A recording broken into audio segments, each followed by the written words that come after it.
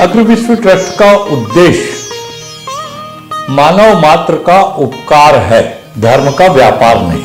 आज जैसा कि हम सब देख रहे हैं कि राजनीति व्यापार बन गया, धर्म व्यापार बन गया और समाज भी व्यापारिक उद्देश्यों के हल तक ही सीमित है। भगवान श्री अग्रसेन के दिव्य चरित्र की उपलब्धता के उपरांत भी इन 32 वर्षों में जैसे कि मैंने अनुभूत किया कि लोगों के हृदय में, जो अपने आप को अग्रसेन के वंशज कहते हैं, उनके हृदय में भी भगवान अग्रसेन के प्रति जानने की किंचित भी इच्छा नहीं है कि जिसको निज गौरव का ज्ञान नहीं वो नर पशु समान है।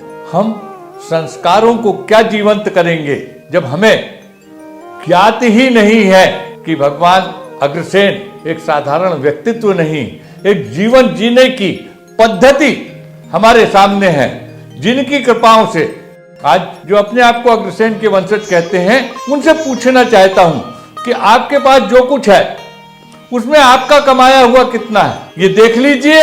और भगवान श्री अग्रसेन को महालक्ष्मी की कृपा प्रसाद के रूप में प्राप्त वरदान का कृपा प्रसाद कितना है, तो आपको अपनी क्षमता का एहसास हो जाएगा कि मेरे पास जो ज्ञान है, मेरे पास जो धन है, या मेरे पास जो बल है, सत्ता है, उसमें मेरे श्रम का कितना है और अग्रसेन जी को प्राप्त महालक्ष्मी की वरदान का कृपा प्रसाद कितना है। आज आकलन करने का अवसर है। जब यहां से हम स्वधाम को जाएंगे तब जगदम्बा हमसे पूछेगी कि मैंने तुम्हें ज्ञान देकर भेजा था, तुमने उस ज्ञान का कितना वितरण किया, कितने लोगों को वो ज्ञान पहुंचाया। यदि नहीं पहुंचाया तो तुम्हें मैंने जो दिया था वो व्यर्थ दिया था। मैंने यदि तुम्हें धन देकर भेजा था तो मानवता के उपकार में आपने क्या कार्य किया।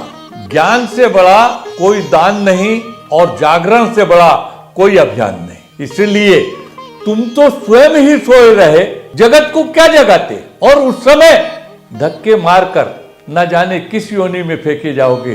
तब ये याद आएगा, ये ध्यान आएगा कि वेदिल जी सही कह रहे थे कि हम अपने कर्म पथ पर चल नहीं पाए। इसलिए ये जो 84 लाख योनियां बनी हैं वो किस लिए बनी है, इसीलिए। और मानव जीवन आपको प्राप्त हुआ है तो वो 84 लाख योनियों से जब श्रेष्ठता की ओर अपन बढ़े, और बढ़ने के लिए ये सुअवसर के रूप में हमें प्राप्त हुआ कि हम यहाँ आकर न केवल अपना अपितु जगत का कल्याण कर सकें, हम हमारी सहभागिता विश्व के नवनिर्माण में कर सकें और वो पुण्य हम लेकर अपने स्वधाम जाएं।